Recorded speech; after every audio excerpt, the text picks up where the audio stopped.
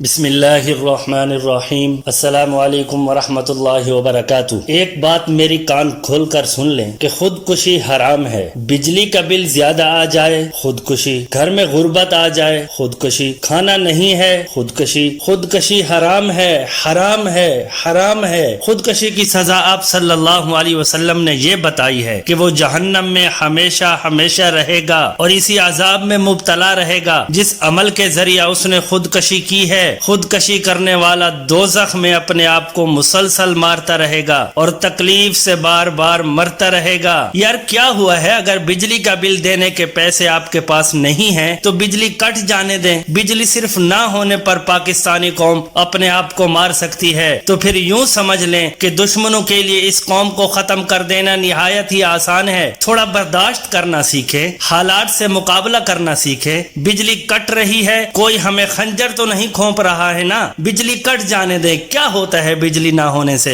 آپ 10 20 40 50 سال پیچھے چلے جائیں، آپ کے باپ داداؤں نے بغیر بجلی کے زندگی گزاری ہے، انہوں نے 10 بچے پالے ہیں بغیر بجلی کے، ان کے ہاں آپ سے بہت زیادہ غربت تھی۔ الحمدللہ آپ کے پاس ہاتھ ہیں، پیر ہیں، دل ہے، دماغ ہے، قوت ہے، صلاحیتیں ہیں۔ سوچیں کہ حالات کی بہتری کے لیے آپ کیا کر سکتے ہیں۔ بجلی تو پیارے نبی کریم صلی اللہ علیہ وسلم کے دور میں صحابہ کرام، تابعین، تبع تابعین کے مبارک ادوار میں بھی نہیں تھی، اور ان ادوار میں مسلمانوں نے جتنی ترقی کی ہے بجلی آنے کے بعد نہیں کی۔ ہم تو ایسے پاک نبی کے امتی ہیں جنہوں نے کبھی 2 وقت کا کھانا بھی پیٹ بھر کر نہیں کھایا، خالی پیٹ کی وجہ سے پیٹ پر پتھر باندھ کر نبی کریم صلی اللہ علیہ وسلم اور صحابہ کرام نے جنگیں لڑی ہیں، مگر ہم تو اپنی غربت سے گھبرا گئے ہیں، بجلی کا زیادہ بل دیکھ کر زندگیاں ختم کر بیٹھتے ہیں، جبکہ ہمارے پاس تو عمل کرنے کے لیے بہترین مثالیں موجود ہیں۔ غربت ہے،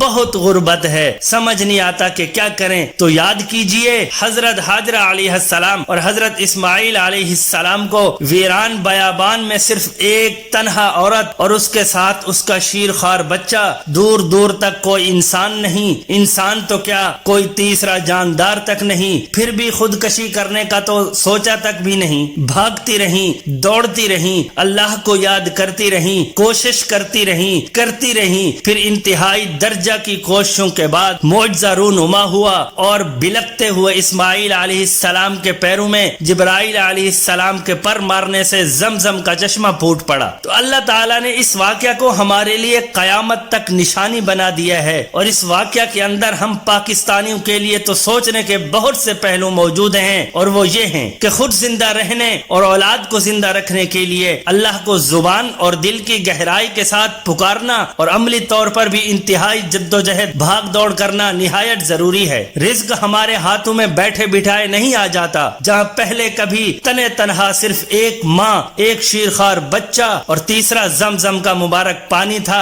اس جگہ پر لوگ پانی کو دیکھ کر آباد ہوتے چلے گئے۔ اللہ نے پانی کو اپنی ایک نشانی بنایا ہے، جس جگہ پانی ہوتا ہے وہی جگہ آباد بھی ہو جاتی ہے، اسی جگہ رزق بھی آ جاتا ہے۔ ہمارے ملک میں بھی الحمدللہ سمندر ہے، دریا ہیں، نہریں ہیں۔ جن لوگوں کے پاس غربت کی وجہ سے کھانا پینا نہیں، وہ پانی کے ان قدرتی خزانوں سے فائدہ کیوں نہیں اٹھا سکتے؟ پانی سے تو لوگوں کو رزق بھی ملتا ہے اور روزی بھی ملتی ہے۔ چلیں سمندر دریا کے قریب آپ نہ جا سکیں تو کیا گھر کے اندر ہی آلو پیاز اگا نہیں سکتے؟ اڑتے کبوتر، چڑیا یا کسی حلال پرندے کو پکڑ کر نہیں کھا سکتے؟ یعنی آپ کا رزق آپ کی آنکھوں کے سامنے اڑ اڑ کر آ رہا ہے، تب بھی بھوک کی وجہ سے خودکشیاں ہو رہی ہیں۔ یاد کیجئے کہ بنی اسرائیل بھی جب فرعون کی غرقابی کے بعد ایک میدان میں ٹھہرے تھے جہاں کوئی چیز بھی نہیں تھی، تب اللہ نے ان کے لیے پرندوں کے گوشت کا ہی بہترین انتظام فرمایا تھا۔ کیا آپ حلال پرندے پکڑنے سے بھی قاصر ہو گئے ہیں؟ خود ہی یہ سوچ کر بتائیں کہ خودکشی کرنے والا بدترین عذاب کا مستحق ہوتا ہے یا نہیں؟ میری پاکستانی بہنوں اور بھائیوں، تم لوگ اپنی بھرپور کوشش تو کرو، اللہ کو یاد تو کرو، اللہ کو راضی تو کرو۔ معجزہ دکھا دینا بھی اللہ کے لیے کوئی مشکل تو نہیں ہے۔ رزق کے ہزاروں ذریعے بھی اللہ نے پیدا فرما دیے ہیں، تو پھر خودکشی کس لیے؟ یاد رکھیے شریعت اسلامی کی نگاہ میں خودکشی حرام فعل ہے۔ اس حرمت کا سبب اللہ تعالیٰ کی عطا کردہ نعمت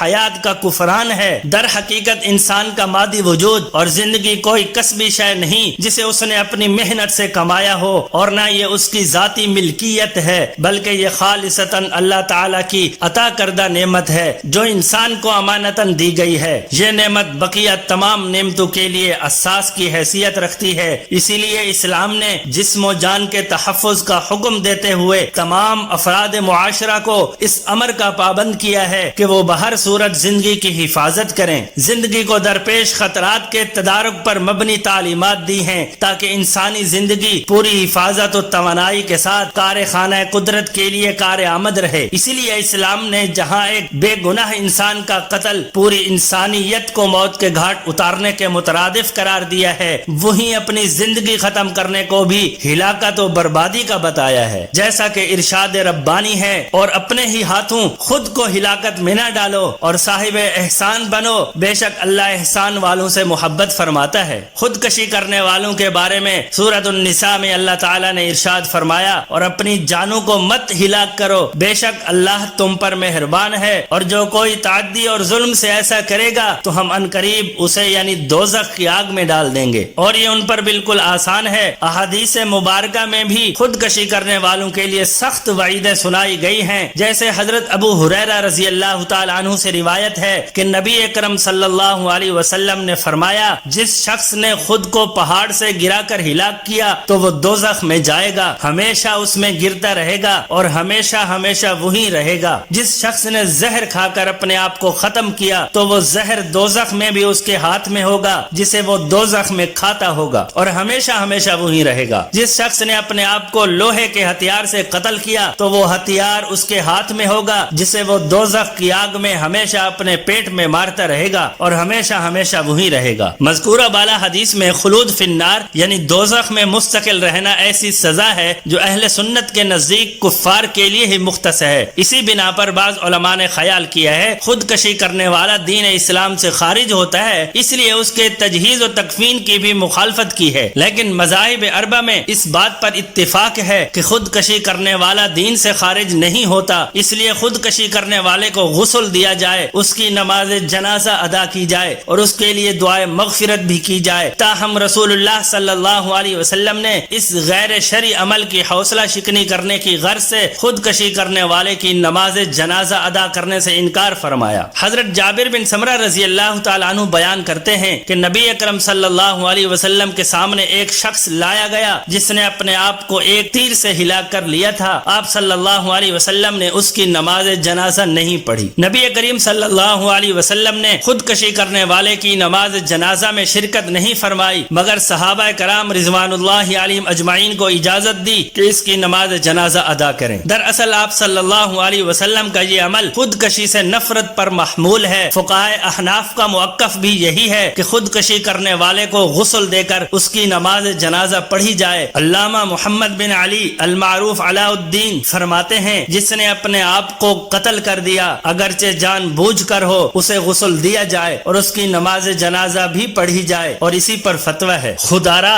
سوچیں، تھوڑا نہیں پورا سوچیں کہ آپ خودکشی کر کے اپنی دنیا بھی برباد کر رہے ہیں اور اپنی آخرت بھی برباد کر رہے ہیں۔ اپنے بچوں کا مستقبل برباد مت کریں۔ بجلی کے بلوں سے اور غربت کی وجہ سے تنگ آ کر خودکشی ہرگز نہ کریں، کہیں ایسا نہ ہو کہ آپ نہ ادھر کے رہیں نہ ادھر کے رہیں۔ دعا ہے اللہ پاک ہمیں اس پر عمل کرنے کی توفیق عطا فرمائے۔ امید ہے کہ آج کی ویڈیو آپ کو پسند آئی ہوگی۔ مزید اس طرح کی اچھی ویڈیوز دیکھنے کے لیے ہمارے اس چینل کو ضرور سبسکرائب کریں اور بیل آئیکن کو دبائیں تاکہ ہر نئی آنے والی ویڈیو آپ تک بر وقت پہنچ سکے۔ جزاکم اللہ۔